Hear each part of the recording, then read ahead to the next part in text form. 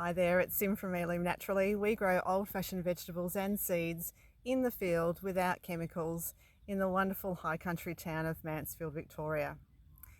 And I'm continuing on with my series of videos on our gorgeous pumpkins that we're growing at the moment to help you to understand the wide variety and the world of pumpkins that are out there. So following on, I have another French heirloom variety for you, and as I did in the last video, I'm not going to try to pronounce it because I will embarrass myself, but we're focusing on this particular pumpkin today.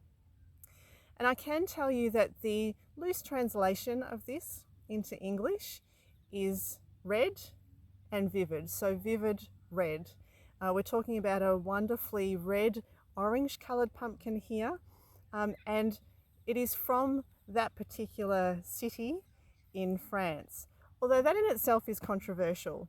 The story goes that way back in the 1880s, which is when this particular variety of pumpkin seeds were first listed in seed catalogues, the marketing ploys of seed companies at that time was to try to add a little bit of pizzazz to the seeds that they were growing so that people would be attracted to them because of the area within which they were said to have been found.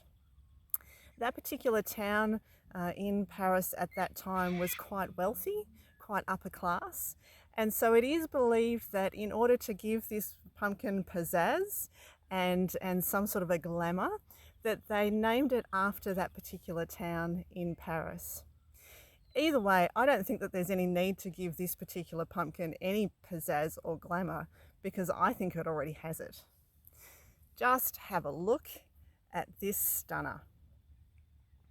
So vivid red or orange, and you can see that it has an absolutely perfect form. And this is one of the reasons why it's also known as the Cinderella pumpkin.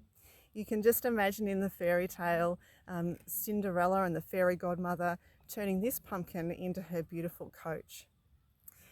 So French, and it is absolutely sought after by chefs for its ability to create the most divine soup stock.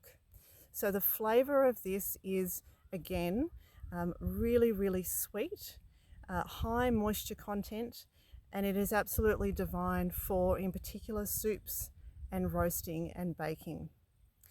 This has a beautiful skin on it, which is absolutely edible as well. Very easy to cut. The skin is quite thin, although it does store for quite some time.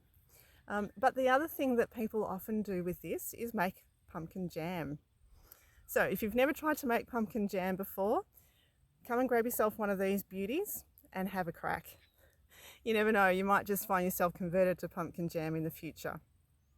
So, number 2 of our beautiful pumpkins that we grow here at Heirloom Naturally. I hope that in the first and the second, you're starting to see that the world of pumpkins is so much broader. Eat well, stay well.